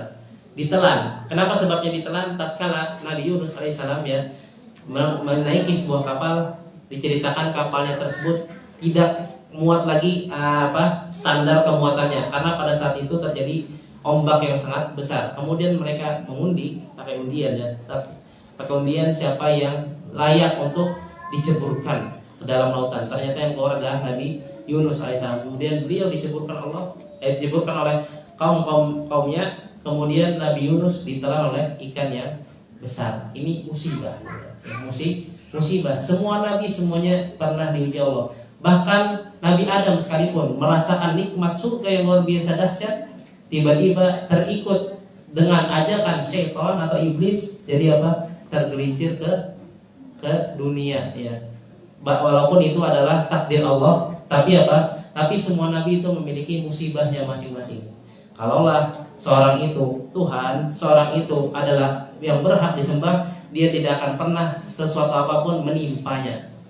Bahkan dia yang menimpa kepada korbannya, bukan dia yang ditimpa. Baik, ini yang pertama. Yang kedua, bahwasanya makhluk itu membutuhkan action atau tindakan untuk memperoleh sesuatu. Ya, bahwasanya makhluk itu membutuhkan tindakan untuk memperoleh sesuatu ya. Gimana Nabi Muhammad SAW ingin menang ya, ingin menegakkan agama Islam dengan perjuangan, dengan tindakan ya, untuk memperoleh sesuatu tersebut, bahkan sampai lebam ya, sampai patah gigi beliau. Ini menunjukkan apa? Membutuhkan tindakan untuk memperoleh sesuatu. Sedangkan Allah Azza wa Jalla idza arada syai'an fayaqulu kun fayakun. Jika Allah menginginkan sesuatu maka Allah katakan kun, jadilah. Enggak perlu kepada Enggak perlu kepada tindakan. Ini yang namanya Tuhan ya. nggak perlu uyuh-uyuh, nggak perlu capek-capek. Kalau mengatakan ini, kalau mengatakan itulah sebagai Allah yang berhak disembah. Kemudian selanjutnya bahwasanya ini sekalian hubungan hadis ini dengan bab lemahnya sesembahan selain Allah. Kaidah yang selanjutnya bahwasanya makhluk itu tidak memiliki kuasa apapun. Bahwasanya seorang makhluk itu tidak memiliki kekuasaan apapun. Berarti apa hubungannya dengan bab? Bahwasanya makhluk itu lemah. Bahwasanya makhluk itu lemah, ya. Bahkan orang soleh sekalipun, sederajat setingkat nabi, ya, tidak bisa berpuasa, memenangkan pertempuran, nggak bisa kecuali dengan izin Allah. Dikenai musibah, tidak bisa juga menghindarinya kecuali dengan izin Allah, ya. Kemudian selanjutnya bahwasanya yang keempat, Nabi adalah seorang manusia. Nabi adalah seorang manusia biasa. Bedanya apa? Nabi Muhammad SAW itu diberikan wahyu dan mukjizat oleh Allah Tabaraka wa Ta'ala. Hal ini juga berdasarkan firman Allah di dalam surah Al-Kahfi. Allah Azza wa Jalla mengatakan, "Qul innama ana basyarum mithlukum yuha ilayya annama ilahukum ilahu wahid." Katakan wahai Muhammad, katakan kepada mereka bahwasanya saya adalah seorang manusia. Yang mana apa? Nabi SAW kena musibah. Yang mana Nabi SAW perlu makan, perlu minum, perlu mencari nafkah, perlu bersosial. Bahkan Nabi SAW perlu berhubungan dengan lawan jenisnya dan semisal dia apa? Manusia. Tapi apa? Tapi yuha ilayya annama ilahukum ilahu wahid. Tapi Nabi SAW diberikan wahyu oleh Allah, ya, diberikan wahyu oleh Allah. Dan bahkan ucapan beliau tersebut tidak akan pernah salah tatkala mengenai tentang syariat. Tidak akan pernah salah Nabi SAW dalam berbicara, dalam mengeluarkan syariat yang dari Allah, tidak akan pernah salah. Sebagaimana Allah Azza wa Jalla juga berfirman, wa ma yantiqu 'anil hawa in huwa illa wahyu yuha. Tidakkah Nabi SAW berbicara dengan hawa nafsunya? Itu semua adalah wahyu dari Allah Tabaraka wa Ta'ala. Ya, jadi Nabi SAW sama manusia seperti kita, sama. Butuh makan, butuh minum, butuh hubungan biologis, butuh mencari nafkah, butuh bersosial, sama. Tapi yang membedakan apa? Nabi SAW itu diangkat oleh Allah dengan wahyu dan juga diangkat oleh Allah dengan apa? Mukjizat yang diberikan oleh Allah, ya. Jadi jangan sekali-kali menyembah atau menjadikan Tuhan selain Allah sebagai Tuhan, bahkan sekelas wali. Wali itu di bawah Nabi. Nabi saja nggak boleh kita jadikan sesembahan selain Allah, apalagi hanya wali saja, ya. Wali saja itu di bawah derajat Nabi, yang mana bahkan Nabi Muhammad SAW adalah orang yang paling dicintai Allah di muka bumi ini, ya. Sebelum Nabi Ibrahim. Jadi orang yang paling dicintai Allah di muka bumi ini ada dua, Nabi Muhammad SAW dan juga Nabi Ibrahim. Ya, kata Nabi Muhammad SAW, ittakhadallahu Ibrahim khalila. Allah SWT menjadikan Ibrahim sebagai khalil. Khalil itu dalam bahasa Arab adalah tingkat kecintaan yang paling tinggi, ya. Jadi bahasa Arabnya cinta itu apa? Habba atau mahabbah, itu cinta. Itu ringan aja kelasnya. Tapi kalau sampai khullah, itu cintanya sangat luar biasa. Sangat luar biasa, khullah. Allah Azza wa Jalla menjadikan Ibrahim sebagai khalil. Wattakhadani Allahu khalila. Dan aku juga dijadikan, kata Nabi SAW, sebagai khalil, yaitu kekasih orang yang paling dicintai Allah. Ada dua, Nabi Muhammad pertama, kemudian Nabi Ibrahim. Nabi Muhammad saja sekelas makhluk paling mulia, sekelas orang yang paling dicintai Allah, sekelas makhluk yang paling utama di kalangan atau di jenis manusia, atau bahkan Jibril di jenis malaikat, ya, itu tidak bisa berkuasa apapun dengan sesuatu hal, ya. Apalagi yang di bawahnya, apalagi di bawahnya misalkan wali atau orang soleh, di bawahnya lagi benda mati, makin nggak bisa berapa-apa, batu nggak bisa berapa-apa. Kalau yang benda hidup berakal masih bisa, dia mungkin mencari nafkah sendiri atau makan sendiri. Kalau yang benda mati, dimakani pun tidak kawa, ya, dimakani pun tidak kawa, ya. Apalagi memberi makan orang, memakani diri sendiri pun nggak bisa. pohon ditaruh pisang, nasi goreng, mie ayam, ada bisa diberi makan sudah. Apalagi memberi makan gasan yang hamba-hamba yang pemujanya tadi makin kata kawan. Nah ini kita disuruh oleh Allah dan syariat untuk berpikir secara rasional. Ya. Bahwasanya tidak ada sesuatu apapun di muka bumi ini yang berhak dijadikan Tuhan. Karena semuanya itu lemah. Ya. Karena semuanya itu lemah. Baik. Ini hadis yang pertama. Hadis yang kedua juga sama berkaitan tentang ini. Ya. Jadi sebab turunnya ayat yaitu surah Al-Imran ayat 128. Laisa laka minal amri syai'. Pertama tadi sebab turunnya ya wahai Muhammad, tidak ada urusan bagimu kalau Allah berkehendak akan sesuatu apapun. Yang pertama apa sebab turunnya? Karena Nabi SAW dihajar. Kemudian menyatakan statement bagaimana bisa suatu kaum beruntung menang setelah menempeleng atau menyakiti Nabi mereka yang mendakwakan kepada tauhid. Ini sebab turunnya hadis yang pertama ya. Sebab turunnya ayat yang pertama. Kemudian yang kedua, Imam Muhammad bin Abdul Wahab juga membawakan sebab alasan yang kedua, yaitu alasan turunnya surah Ali Imran ayat 128 ini adalah kata beliau di sini di dalam hadis ya dijelaskan an Ibni Umar annahu sami'a Rasulullah sallallahu alaihi wasallam yaqul idza rafa'a ra'sahu min ar-ruku' fi raqatil akhirah min al-fajr Allahumma al'an fulanan wa fulanan ba'da ma yaqul sami Allahu liman hamidah rabbana walakal hamd fa anzalallah laisa laka minal amri syai'. Wa fi riwayah yad'u ala Safwan ibnu Umayyah wa Suhail ibnu Amr wal Haris ibnu Hisham fa nazalat laisa laka minal amri syai'. Yang mana artinya dari Abdullah bin Umar ya. Beliau pernah mendengar Rasul sallallahu alaihi wasallam berkata ya, mengatakan sesuatu hal. Tatkala Nabi sallallahu alaihi wasallam mengangkat kepalanya dari ruku di rakaat terakhir. Tatkala Nabi sallallahu alaihi wasallam mengangkat kepalanya dari ruku di rakaat terakhir. Berarti di dalam apa? Dalam salat ya. Jadi Nabi sallallahu alaihi wasallam mengatakan hal tersebut dalam salat ya. Kemudian Nabi sallallahu alaihi wasallam mengatakan Allahumma al'an fulan wa fulan. Ya Allah, laknatlah si fulan, laknatlah si fulan ya. Setelah Nabi SAW mengatakan Sami Allahu liman hamidah Rabbana walakal hamd. Kemudian Nabi SAW berdoa atau yang disebut dengan istilah kunut nazilah ya. Nabi SAW berkunut nazilah ya, mendoakan orang-orang yang ingin beliau berikan atau yang ingin beliau doakan padanya musibah ya. Setelah membaca Sami Allahu liman hamidah Rabbana walakal hamd. Kemudian setelah salat itu turunlah ayat laisa laka minal amri syai'. Laisa laka minal amri syai'. Wahai Muhammad, tidak ada urusan bagimu kalau Allah berkehendak akan sesuatu hal. Enggak ada urusan pian. Enggak ada urusan.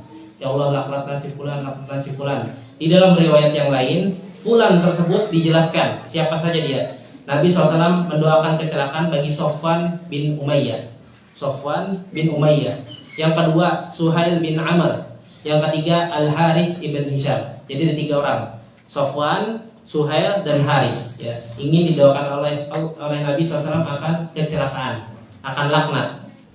Makna laknat itu sendiri kata para ulama at-tardu wal bu'du min rahmatillah.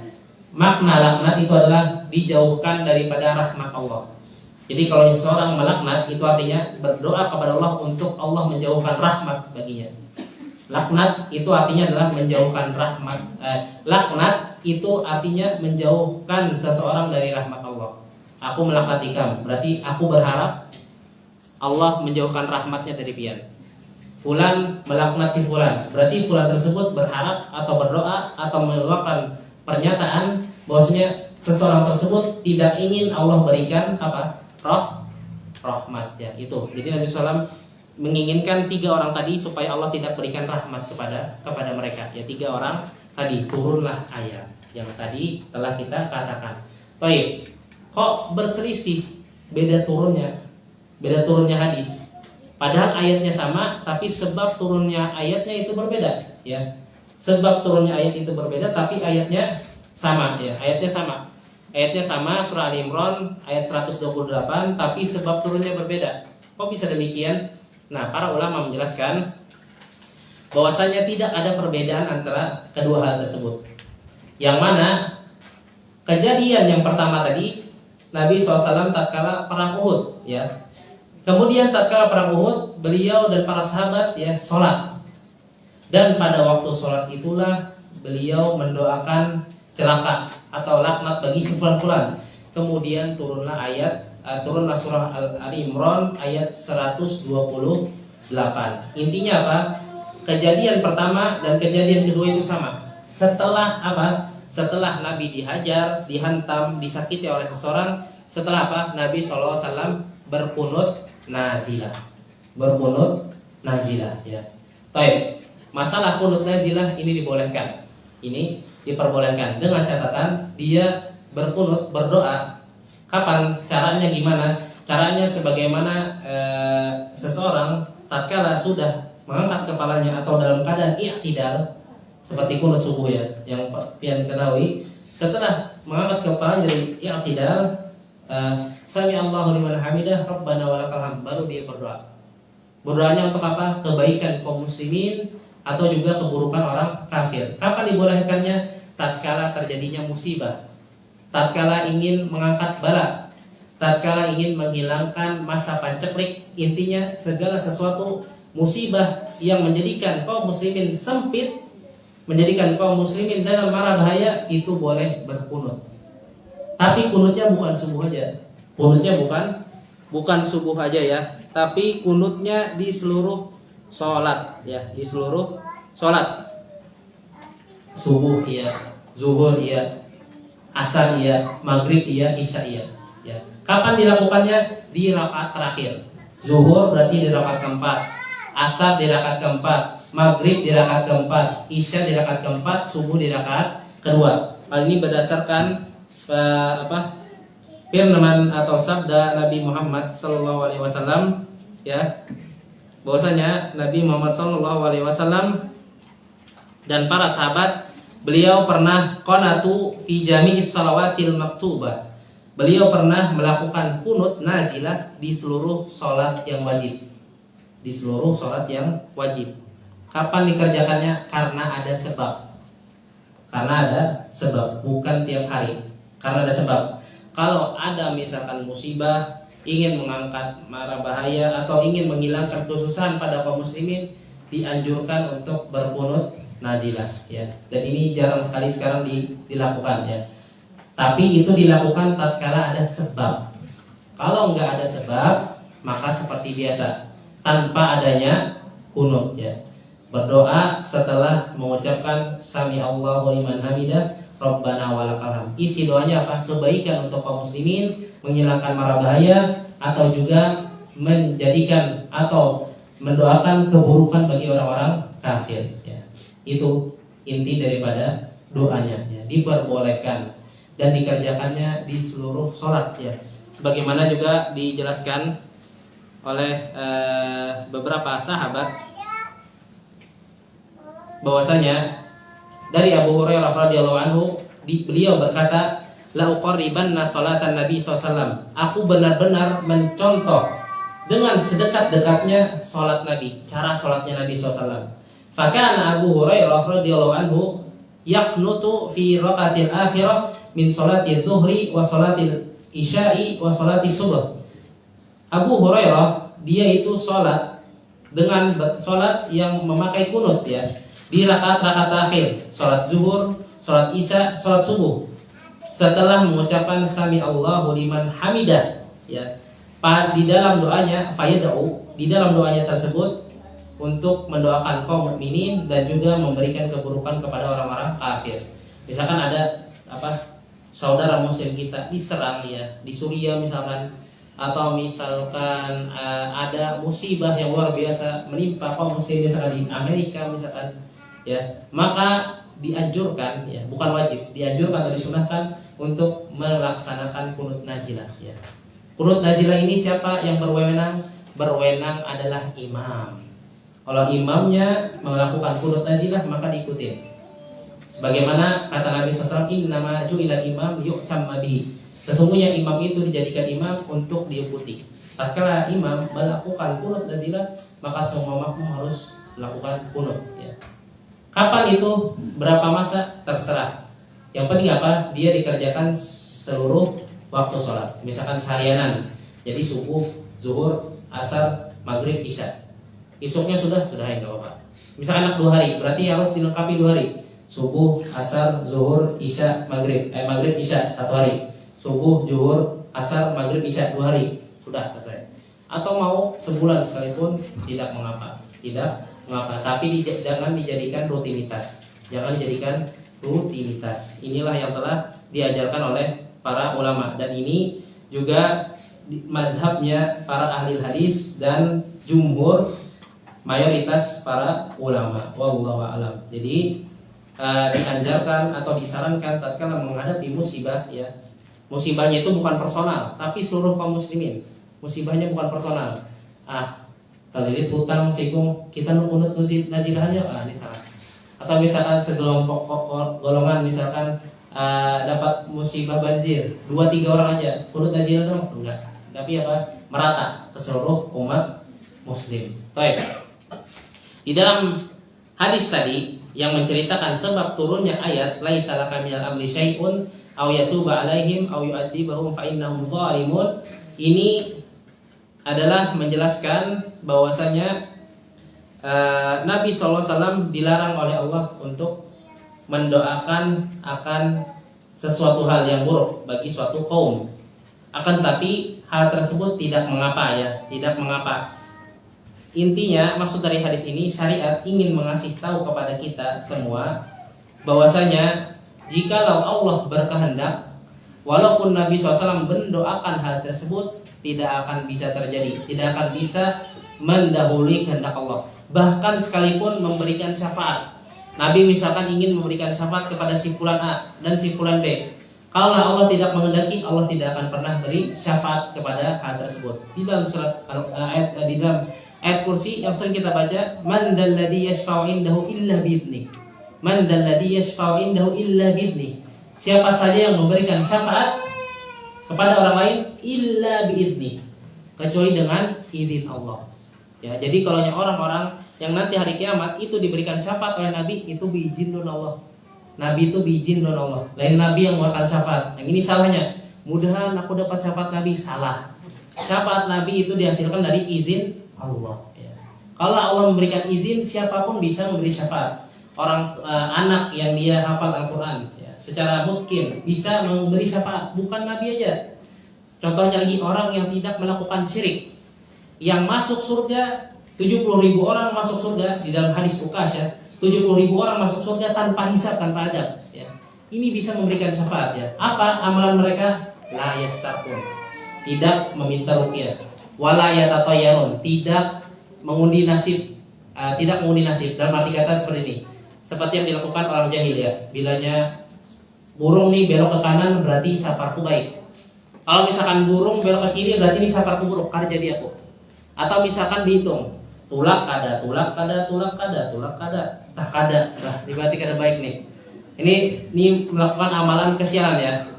Merasa sial ya. Merasa sial akan suatu amalan. Ini yang disebut dengan tatayun. Ini kada boleh ya. Ini syarat orang masuk surga 70.000 orang tanpa hisab, tanpa adab. Wa ala rabbihim yatawakkalun, dan kepada Allah dia bertawakal. 3 ini adalah pondasi tauhid. Pondasi tauhid yang benar. Bahkan apa? Syirik kecil pun dia tidak lakukan, tidak meminta ruqyah. Kenapa minta ruqyah dikatakan syirik kecil? Yaitu karena seseorang tersebut beriktimad, yaitu bersandar kepada orang tersebut, bahwasanya orang tersebutlah yang menghilangkan jin. Orang tersebutlah yang menyembuhkan penyakit. Dia kebanyakan orang lupa, yang menghilangkan itu siapa? Allah. Itu sebabnya orang yang minta ruqyah itu juga tidak kena 70.000 orang masuk surga tanpa hisab, tanpa adab. Nah, ini adalah pelemah tauhid. Bahkan syirik kecil sekalipun dia tidak lakukan, ya bisa masuk surganya Allah tanpa hisab dan tanpa adab. Ya, ini luar biasa pentingnya tauhid. Ya, pentingnya kita belajar tauhid. Bisa jadi nanti kita mendapatkan atau memberikan syafaat karena kita termasuk ahlu tauhid, masuk surga tanpa dihisab. Hisab itu lawas, termasuk kata para ulama itu adalah siksa. Kenapa siksa? pian menghadangi orang miliaran tahun dari Nabi Adam sampai akhir hayat, sampai hari kiamat. Pian urutan keberapa? Urutan keberapa ya? Anggap dia urutan kedua. Orang pertama berapa tahun Isa? Anggap misalkan, mohon maaf, 100 tahun. 100 tahun pian menghadang. Urutan ke 100 tahun, misalkan 100, anggap pukul rata 100. 100 kali 100 berarti 10.000 tahun pian menghadang. Nah, takutannya di pembuncuan. Nah, iya enggak. Itu laos benar ya. Laos benar. Yang orang masuk surga tanpa hisab, tanpa adab, itu inya setelah Nabi Muhammad SAW masuk ke dalam surga dan berdahulu masuk surga, orang tersebut masuk surga langsung setelah Nabi Muhammad. Ini luar biasa. Siapa mereka? Ahlu tauhid. Mereka mendapatkan syafaat, memberi syafaat bahkan di sisi Allah, tapi dengan apa? Izin dari Allah. Pun hendak memberi syafaat abah ulun pang, mama ulun pang, adik ulun pang, seberatan keluarga ulun. Tapi misalkan ada salah satu keluarganya yang berbuat syirik, la qadarullah, dia mati di atas kesyirikan, belum sempat bertaubat. Kata Allah, aku tidak mengizinkan. Maka orang tersebut, bagaimanapun dia imannya kuat, amalannya banyak, gak akan bisa memberikan syafaat. Bahkan Nabi sekalipun, man dzalladzi yashfa'u indahu illa bi'idznih. Siapa saja yang memberikan syafaat di sisi Allah itu kecuali dengan izin Allah. Pian bisa jadi pemberi syafaat, semuanya bisa. Dengan catatan apa? Mengamalkan amalan orang-orang yang baik. Misalkan hafal Quran kah, full, mungkin tadi ahlu tauhid kah, tidak pernah melakukan kesyirikan walaupun sekecil apapun. Walaupun dulunya pernah melakukan kesyirikan, bertobat dengan sebenar-benarnya. Kemudian setelah itu mengetahui dia akan bahaya kesyirikan, tidak pernah lagi melakukan kesyirikan, insya Allah kita bisa masuk ke dalam 70.000 orang yang masuk surga tanpa hisab dan tanpa adab. Dan bahkan 70.000 itu di dalam riwayat yang lain dia memberikan syafaat 7 orang lagi. 7 orang lagi, berarti 70.000 kali 7 49.000 orang bisa masuk surga dengan syafaat ya. Luar biasa ya. Tapi dengan apa? Idznillah, illa biidznih. Rancak kita baca surat ayat kursi, tapi apa? Kita tidak memahami atau tidak mentadaburi maknanya. Ya, jadi mengatakan inya memberi syafaat di sisi Allah, bukan inya memberi syafaat di sisi Allah. Ada kawa illa biidznih, kecuali dengan izin Allah. Ini bantahan bagi orang-orang yang mengatakan menyembah para wali atau berdoa kepada para wali Allah, para kekasih Allah, bahkan Nabi sekalipun, mereka tuh kena syafaat kami di sisi Allah. Kada kawa illa biidznih. Biar rancak baca surah ayat kursi, biar rancak baca ayat kursi. Iya. Coba baca terjemahannya. Man dzalladzi yashfa'u indahu illa biidznih. Baca tuh. Dia akan mudah-mudahan mereka pikirannya bisa menjadi baik, bisa menjadi orang yang bertauhid yang benar. Wallahu a'lam. Lagi Gabir. Mungkin nanti akan diteruskan oleh Ustadz berikutnya ya, tentang masalah yang sama, bahwasanya tidak akan mampu sesuatu apapun jika Allah tidak menginginkan hal tersebut. Dijelaskan lagi tentang Nabi Muhammad sama ya. Mungkin ini yang bisa saya sampaikan. Salah dan khilaf, ulun minta maaf dan minta ridho, minta halal, kebenaran mutlak hanyalah milik Allah Azza wa Jalla dan Rasul sallallahu alaihi wasallam.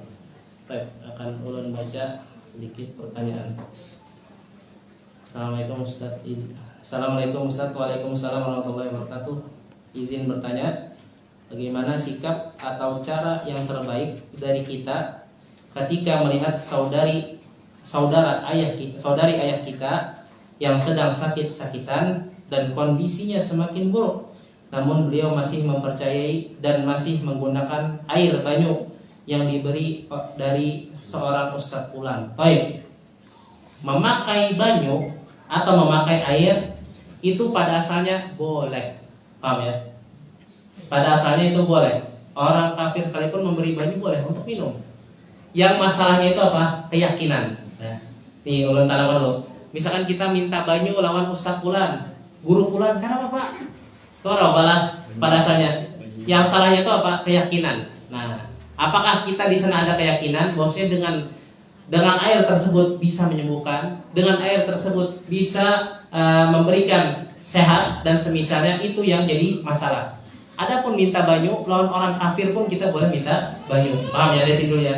Jadi, ya nak tiba-tiba ada boleh hukumnya minta banyu itu aja Ustaz. Minta baju pada asalnya boleh ya. Pada asalnya boleh. Tinggal tanyakan keyakinan buat kita kayak apa? Keyakinan buat kita kayak apa? Nah, misalkan di sini mempercayai berarti dia bukan sekedar minta banyu saja, tapi dengan tambahan apa? Meyakini bahwasanya air banyu tersebut misalkan bisa menyembuhkan, bisa melakukan ini dan itu, maka ini termasuk daripada kesyirikan. Karena apa tadi? Arti dari kesyirikan kata para ulama, taswiyatullah bi ghairillah. Menyamakan Allah dengan selain Allah pada khususan Allah. Menyamakan Allah dengan selain Allah, apapun itu. Hendak tadi nabi kah, orang soleh kah, malaikat kah, atau di bawah mereka wali kah, orang biasa kita kah, orang soleh kah, atau lagi di bawah mereka lagi, yaitu benda mati yang kada bisa berlaku apa-apa. Ya, minta ya dengan kepercayaan bisa menyembuhkan, bisa mendatangkan kesehatan, maka ini yang tidak dibolehkan. Ya, maka ini yang tidak dibolehkan. Maka saran ulun ya, wallahu alam, mungkin perlu diajarkan dengan cara yang baik ya. Dengan cara yang baik kepada saudari ayah Pian ya, dengan cara-cara yang baik tentang tauhid yang benar. Diajarkan bahwasanya tatkala kita meyakini sesuatu yang itu termasuk kekhususan Allah, termasuk kekhususan Allah ya. Termasuk kekhususan Allah, maka itu tidak boleh. Maka itu tidak boleh. Kalau hanya termasuk kekhususan manusia, ini boleh ya. Seperti manusia makan juga, minum juga boleh. Tapi kalau hanya sudah berkaitan dengan kekhususan Allah, apalagi menyembuhkan penyakit, ini yang tidak boleh. Maka diajarkan dengan cara yang baik ya. Dengan cara yang baik, bukan syirik lah. Nabi SAW tidak mengajarkan demikian. Dengan cara yang bil mau'izatil hasanah, dengan cara yang lembut, dengan cara yang baik, dengan cara misalkan logika lah, sebagaimana ayat Al-Quran mengajarkan dengan rasional lah, disuruh berpikir. Bisakah ini menyembuhkan? Bisakah dia mendatangkan manfaat dengan sendirinya? Dengan cara yang baik, jangan cara yang syirik gimana? Masuk neraka dan semacamnya. Nah, ini nggak boleh ya. Ini nggak boleh. Walaupun di akhir hayatnya kalau dia belum bertobat, maka Allah Azza wa Jalla akan menerapkan hal yang demikian. Tapi cara kita apa? Dengan mengajarkan mereka dengan cara yang baik. Mudah-mudahan dengan cara itu mereka menerima. Karena dakwah itu yang paling diterima orang dengan apa? Tindakan dan perbuatan ya. Bukan dengan ucapan saja, bahkan ucapannya kasar ya. Tapi dengan tindakan lemah lembut, bisa jadi Allah Azza wa Jalla memudahkan beliau untuk paham tauhid atau agama yang benar. Wallahu a'lam.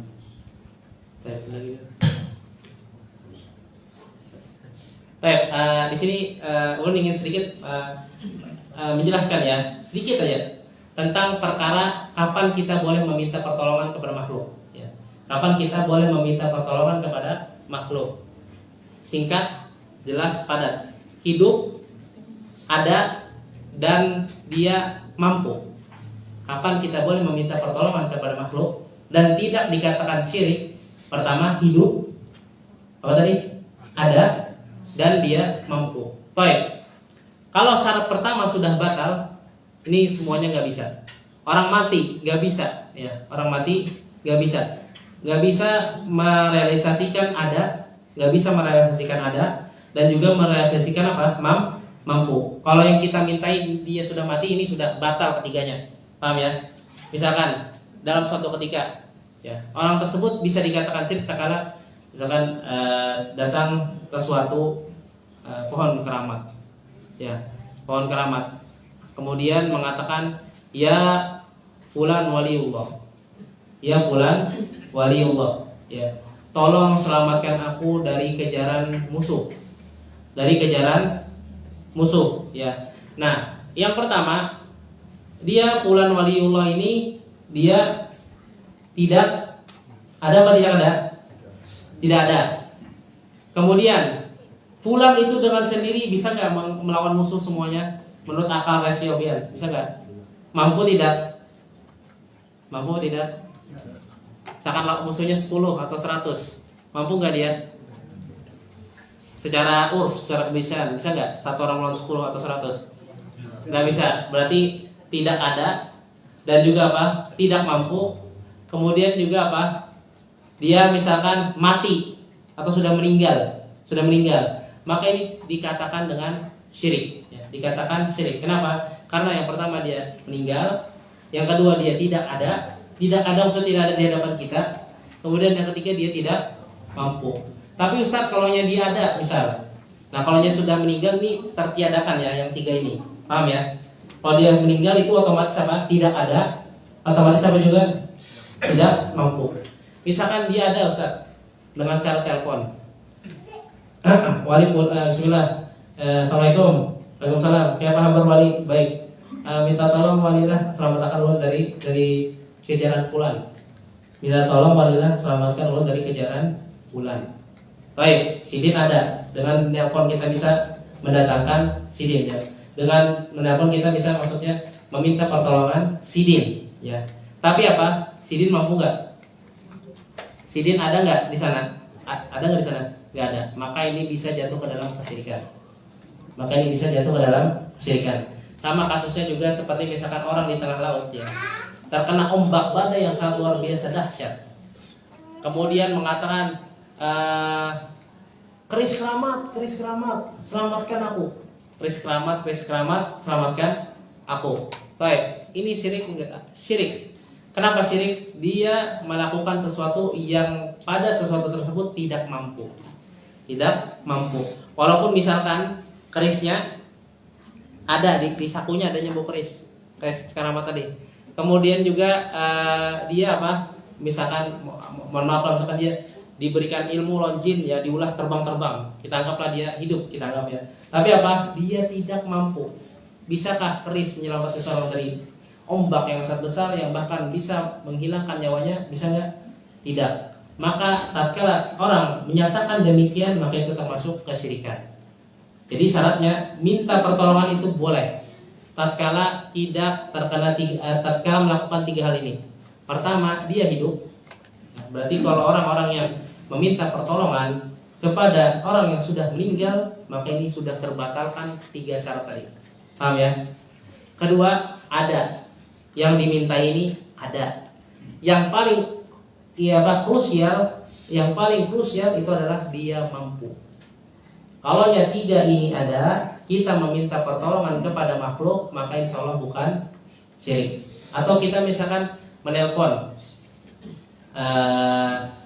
misalkan fulan ya, ada fulan di padang pasir, dia hidup ya, dia hidup. Kemudian si fulan ini, wahai fulan, tolong ulun sekarang sudah dehidrasi parah ya, karena di padang pasir itu sangat panas sekali ya triknya, dehidrasi parah, nggak ada air, tolong selamatkan ulun.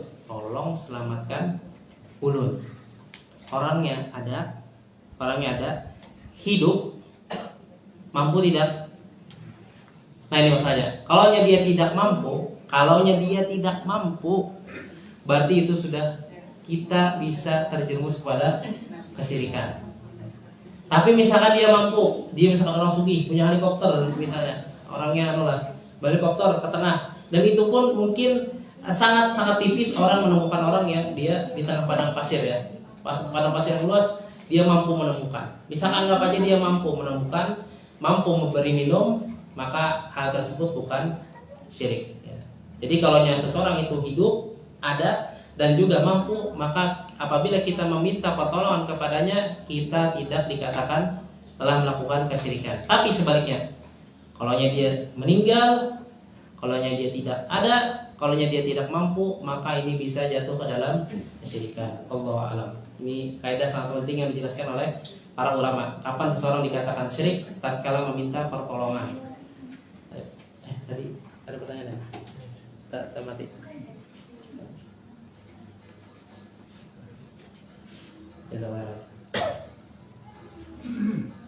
Bismillah, afwan, izin bertanya. Naam. Nabi Ibrahim termasuk salah satu yang dicintai Allah selain Nabi Muhammad. Naam. Pertanyaan, kenapa Nabi Ibrahim bukan Nabi yang lain? Seperti dalam sholawat juga yang disebut adalah Nabi Ibrahim selain Nabi Muhammad. Ya alasannya, kenapa Nabi Ibrahim selalu yang digandengkan dengan Nabi Muhammad? Karena salah satu alasan Nabi Ibrahim itu paling dicintai Allah, alasannya dia adalah bapak tauhid ya. Dijelaskan oleh para ulama, dia adalah nabi yang mempelopori tauhid yang benar kepada Allah. Sisanya anak-anaknya itu berasal daripada keturunannya, daripada dia sendiri. Dan semuanya itu diajarkan oleh Nabi Ibrahim tentang tauhid ya. Jadi kenapa Nabi Ibrahim paling dicintai Allah? Karena tauhidnya paling bagus ya. Sampai dibakar pun masih mempercayai Allah, masih mengesahkan Allah ya. Begitu juga Nabi Muhammad SAW ya, bahkan disiksa, dilempari, bahkan hampir dibunuh tetap bertauhid kepada Allah ya. Ini adalah amalan yang luar biasa. Makanya di bab pertama, salah satu sebab seseorang masuk ke dalam surganya Allah adalah tauhidnya benar.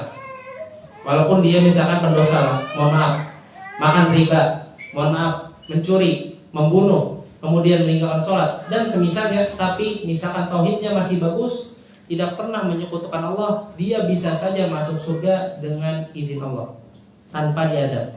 Fayaghfiru ma duna dzalika liman yasha. Dan Allah mengampuni seorang selain dosa syirik ya. Itu hak prerogatifnya Allah. Hak Allah, mau masukkan neraka dulu, mau langsung masuk surga terserah Allah. Tapi ada syaratnya, jangan melakukan syirik. Jangan mati di atas kesyirikan. Kenapa paling dicintai Allah? Karena Nabi Ibrahim adalah pelopor para nabi yang benar-benar mencetuskan tauhid kepada Allah Tabaraka wa Ta'ala. Sering kali salawat pun dengan Nabi Ibrahim juga, itu dia ya, salah satunya. Dan juga Nabi Muhammad SAW ya. Jadi Nabi Ibrahim itu spesial di mata Allah. Nabi Isa kalah, Nabi Musa kalah, semuanya kalah. Pertama Nabi Muhammad, kedua Nabi Ibrahim alaihissalam.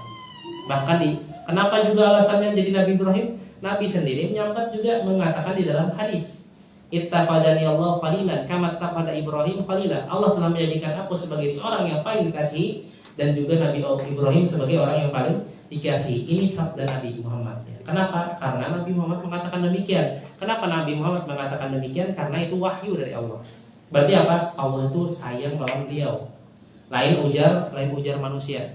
Bahkan di dalam ayat Al-Quran juga Allah SWT mengatakan Allah cinta kepada Nabi Ibrahim. Karena apa? Tauhid. Ini luar biasa ya. Tauhid ini sangat luar biasa, yang bisa menyelamatkan seseorang di dunia maupun di akhirat. Wallahu a'lam. Ada yang bertanya? Silakan. Ada lagi. Silakan. Assalamualaikum. Waalaikumsalam warahmatullahi wabarakatuh. Izin bertanya, qunut nazilah dilakukan apa harus dengan cara bersamaan atau boleh sendirian? Kalau di dalam hadis ini, hadis yang kita baca dan juga praktek para sahabat, praktek para orang-orang saleh terdahulu, qunut nazilah itu dikerjakan secara berjamaah. Dalam arti kata, jangan secara sendiri-sendiri. Dan itu sesuai apa? Sesuai dengan imam. Kalau imamnya mau berqunut nazilah, maka juga kita ikut-ikutan. Tatkala pada suatu masjid misalkan di rakaat terakhir berqunut, berdoa yang panjang, mendoakan kebaikan kaum muslimin, dan mungkin di dalam doanya adalah memburukan kaum kafir karena membahayakan kaum muslimin. Ya Allah, hancurkanlah misalkan Yahudi, hancurkanlah Nasrani dan semisalnya, maka ini yang disebut dengan qunut nazilah dan diperbolehkan. Caranya apa? Dikerjakan selama full ya, sehari. Kalau mau 2 hari, full 2 hari. Sebulan, full sebulan. Ya. Jadi dilakukannya secara berjamaah. Dan itu sesuai dengan imam. Misalkan nazilah enggak boleh. Misalkan sami Allahu hamida, Rabbana walakal hamd. Tiba-tiba misalkan di suatu daerah ada saudara kita tertimpa musibah, kena nuklir. Dihancurkan oleh kaum selain Islam, kena nuklir. Imam nazilah, enggak boleh. Enggak boleh ya. Ini terserah imam ya, terserah imam ya. Tapi kalau hanya imamnya berqunut nazilah, ikutin. Karena Nabi SAW mengatakan innama ju'ilal imam liyu'tamma bihi. Imam itu dijadikan seorang imam untuk diikuti, bukan diapain? Diselisihi. Baik. Ada lagi? Adakah rayutan berkon? Fadhal. Akhirnya intinya sesuatu apapun selain Allah itu lemah dan tidak pantas, inti kajian kita ya, dan tidak pantas untuk dijadikan Tuhan. Setiap apapun selain Allah itu lemah. Inti daripada statement beliau, pernyataan beliau, sesuatu apapun di muka bumi ini, di langit pun juga lemah. dan tidak pantas untuk dijadikan Tuhan, atau bahkan dijadikan Allah tandingan dalam kehususannya. Ya. Baik. Ada lagi? Baik. Naftatimu hadzal liqa' al-mubarak. Kita tutup dengan doa kafaratul majlis. Subhanakallahumma wa bihamdika asyhadu an la ilaha illa anta astaghfiruka wa atubu ilaik. Assalamualaikum warahmatullahi wabarakatuh.